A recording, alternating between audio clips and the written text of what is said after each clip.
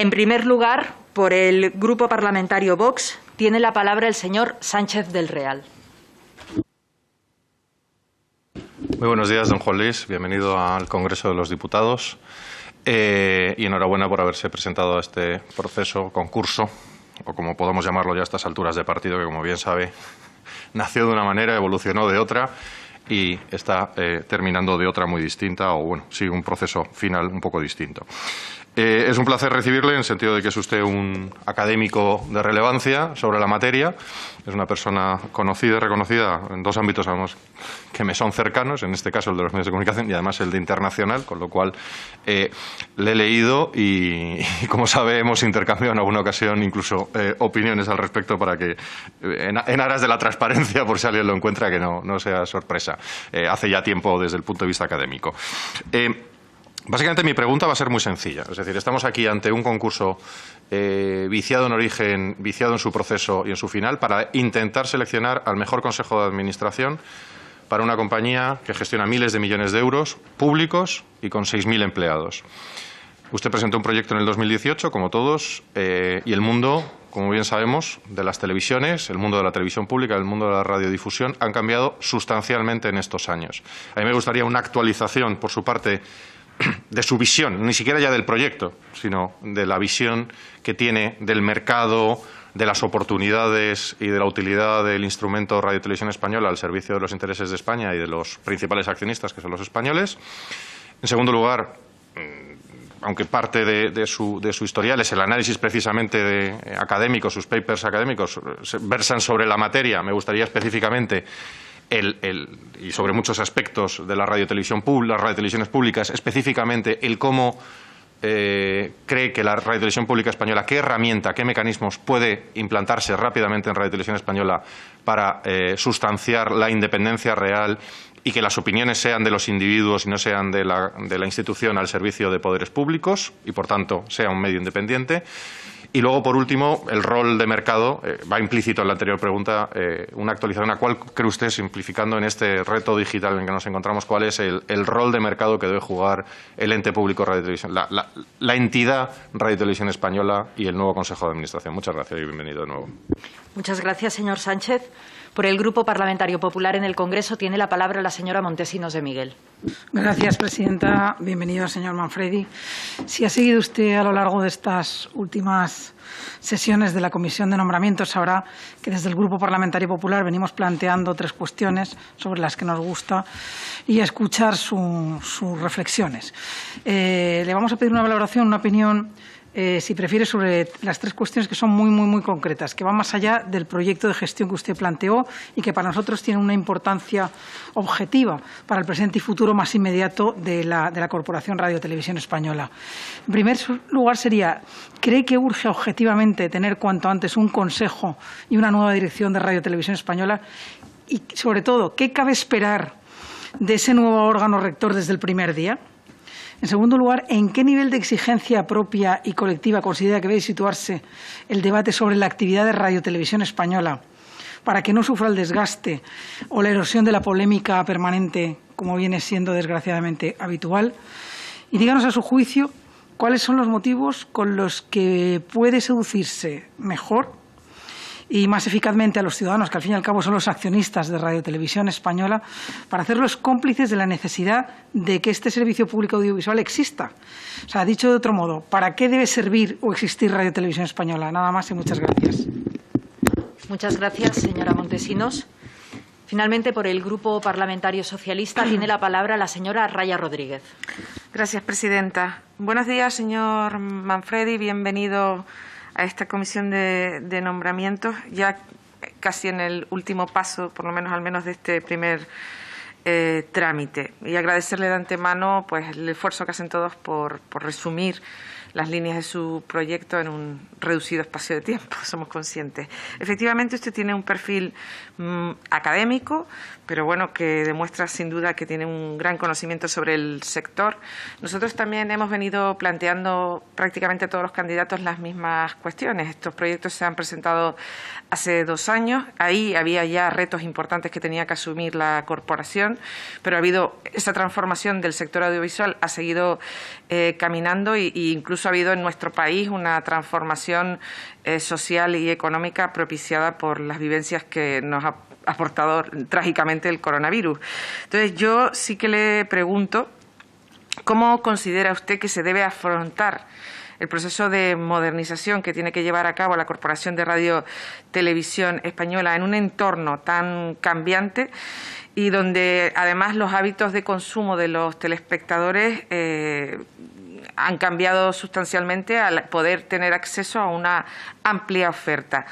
Todo esto teniendo en cuenta que se debe preservar la calidad de un servicio público que evidentemente tiene que estar al servicio de la ciudadanía. Y por otro lado, ¿qué papel cree usted que deben jugar los centros territoriales en nuestro país y los centros de producción de Canarias y Cataluña? Muchas gracias. Muchas gracias, señora Raya. Para cerrar la comparecencia tiene la palabra don Juan Luis Manfredi Sánchez, candidato al Consejo de Administración de la Corporación Radio Televisión Española. Ah, sí, ¿verdad? Está ya esto en marcha. Muy bien, muchas gracias. Muy bien. Pues muchas gracias en primer lugar por su tiempo y por su dedicación a este proceso, que yo creo que llega a su fin ahora, por lo menos en esta primera fase. He preparado algunas de las respuestas en 3 fases. Si les parece, procuraré ceñirme al tiempo y comienzo ya. Bueno, pues efectivamente soy Juan Luis Manfredi, soy profesor titular de Periodismo y Estudios Internacionales en la Universidad de Castilla-La Mancha y académico en ESADE. Esta doble condición me permite jugar 2 ligas. Por un lado, la liga académica, que me permite estar actualizado en papers, en proyectos de investigación, en avances de esta naturaleza. Y luego la segunda liga, que es la dirección pública profesional, que me permite estar en contacto con decisores, con actores, con miembros de la AGE y con otros representantes de la vida política española. Efectivamente, desde el año 2001 vengo estudiando el sistema y la estructura mediática en Europa, con diferentes participaciones en proyectos europeos, en el antiguo FP7, ahora Horizonte 2020, en el Instituto Europeo de Florencia, en los I+D nacionales, etc. Como periodista, aún mantengo mi columna en 5 días y soy colaborador habitual de The Conversation, CMM Radio o Canal Sur. La primera clave, por ir intentando ordenar las ideas, sería intentar ver cuál sería la situación económica de la corporación, ¿no? Efectivamente, no tenemos toda la información porque no hemos tenido acceso a ella. Formaría parte de un futuro proceso, pero con 1.127 millones de euros, un 95% de subvención y alrededor de 180 millones de euros procedentes de las telcos y las privadas, aún así, en estas circunstancias, la corporación presenta pérdidas. La financiación, que en efecto sabemos depende de las Cortes Generales, en este minuto parece ser que es inestable, irregular e insuficiente. No tengo muy claro cómo se puede incrementar estas partidas, pero sí creo que hay una gran oportunidad, un poco en relación con cómo ha cambiado el mundo. Para mí las grandes tendencias de consumo audiovisual ya venían anticipándose, pero lo que sí que ha cambiado y lo que sí creo que puede ser algo fundamental en los próximos 10 años son los fondos europeos. Aquí estamos hablando de la incorporación de 750.000 millones de euros, tanto en subsidios como en proyectos. Tenemos el Real Decreto 36/2020 recién aprobado, tenemos un nuevo marco europeo y ahí yo creo que hay una oportunidad muy clara. El propio Real Decreto habla de los PERTE, ¿no?, de los famosos proyectos estratégicos. No me cabe duda que en un futuro mandato marco Radio Televisión Española tiene que liderar 1, 2 o 3 proyectos PERTE. Es ese tipo de empresa tractora que define Mazzucato u otros autores que uno pueda leer. En ese aspecto yo creo que los fondos europeos son una fotografía del futuro, es aquello que queremos ser, aquello que queremos, a dónde queremos conducirnos. Y en ese sentido, bien sea a través de los centros territoriales, por supuesto, o bien sea a través de las propias dinámicas de la industria, tenemos que ejecutar estos fondos pues señalando las prioridades y los proyectos. En relación con la pregunta cómo debería de ser o cuáles serían las claves para justificar una radio y televisión pública en el siglo XXI, pues yo marcaría 3, ¿no? Sería, primero, contenidos y audiencias; el segundo, la información y el periodismo, permítanme, sobre todo el internacional; y en tercer lugar, la clave de la innovación. Por ir por partes, hablar de contenidos y de audiencias es hablar del de la radio y la televisión pública como un bien público preferente, destinado sobre todo a lo que llamábamos los públicos vulnerables, ¿no? El autor Jay Blamberg, que falleció hace poco, hubiera marcado esos públicos como aquellos que tienen menos capacidades. Es verdad que 1/3 de los hogares tiene acceso a televisión de pago u otros mecanismos, pero eso nos deja a 2/3 fuera de ese espacio. Habitualmente hubiéramos mencionado el público infantil y juvenil y el público más mayor, lejos de los intereses de las industrias audiovisuales por razones de mercado. Yo creo que Radio Televisión Española es el incumbente, es quien puede elevar los estándares, es quien puede obligar a las demás compañías a hacer un producto distinto, a atender otros nichos de mercado y quien puede, sin ninguna duda, tirar de la industria audiovisual.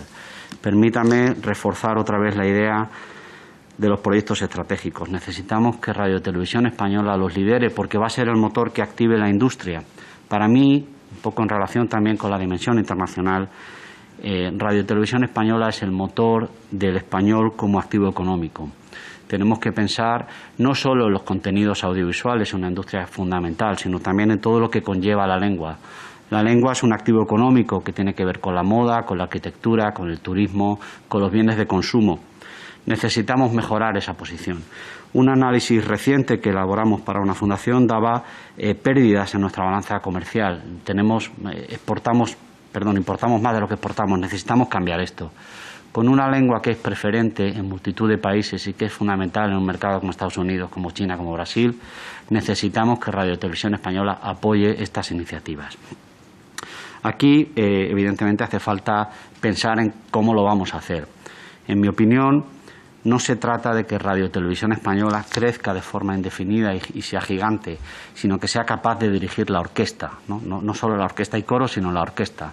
La cooperación público y privada, la cooperación con la Agencia EFE, con el Cervantes, con la Forta y con un futuro plan de acción cultural exterior, de momento parado, pero que en algún momento recuperaremos. El segundo eje tiene que ver con la redacción, con la información, con el periodismo internacional.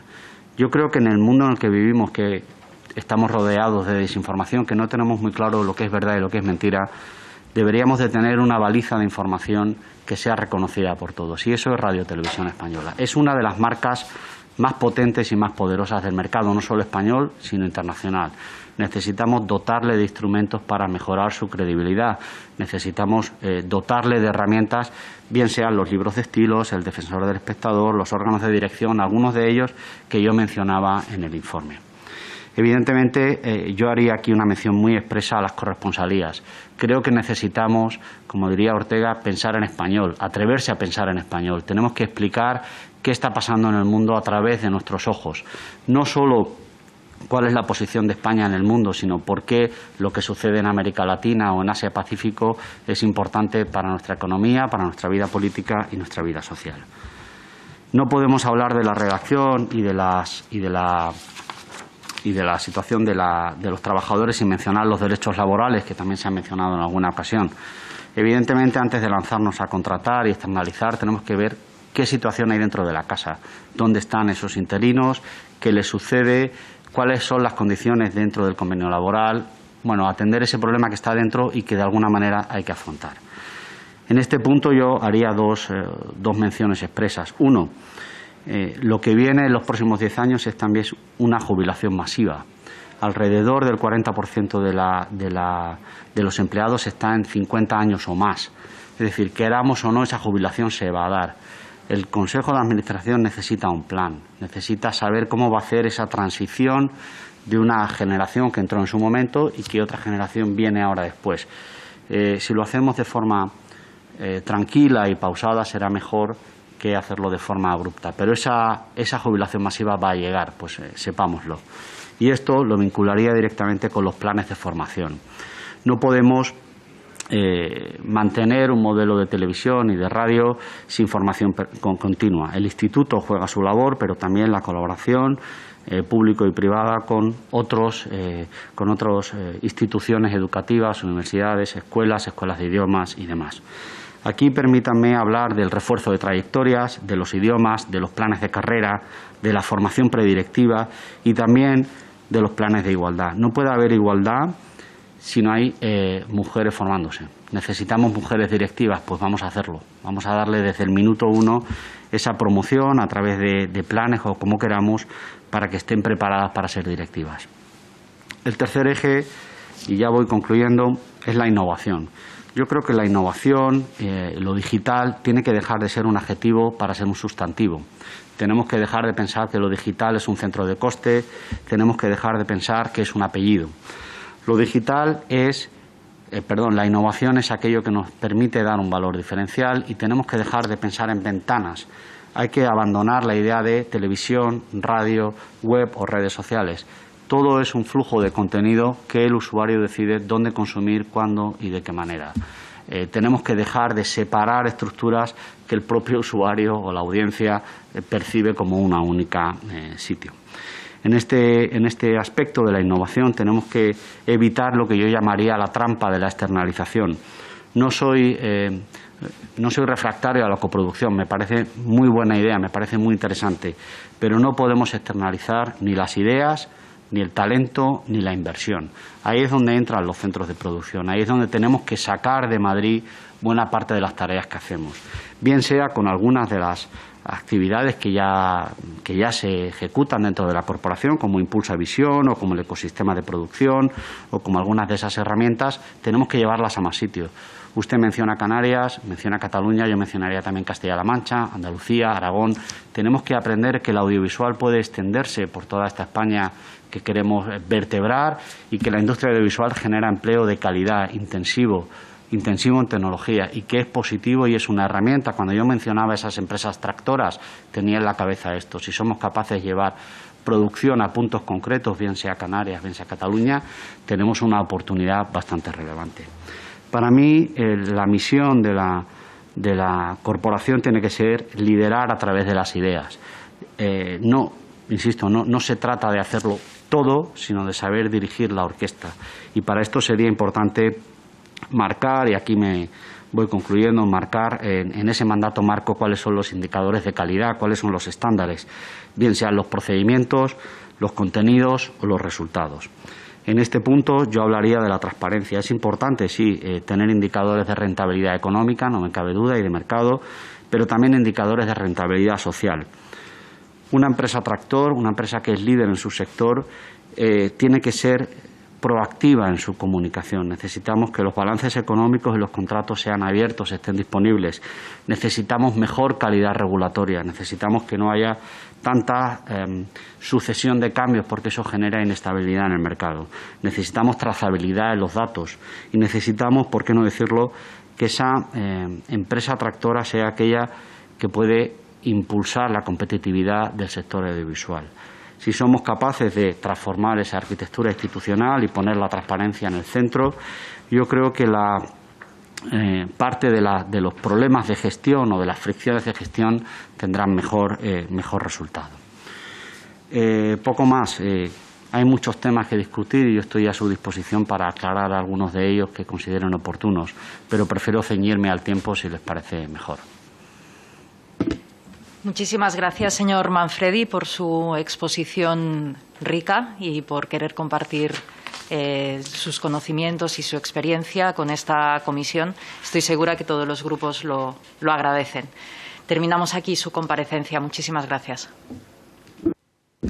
Gracias.